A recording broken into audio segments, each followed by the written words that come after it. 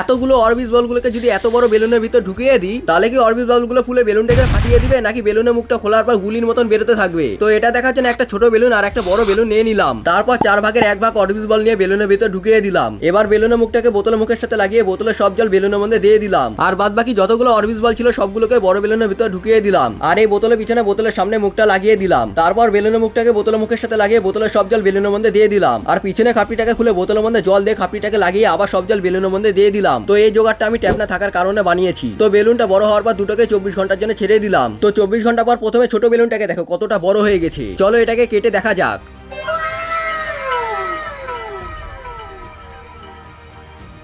তো এবার বড় বেলুনটা যেটা ফুলে এতটা বড় হয়ে গেছে কিন্তু খুলতে যায় বেলুনটাই ফেটে গেল, কিন্তু এটাকে আমি আপনাদের জন্য আবার বানিয়েছি।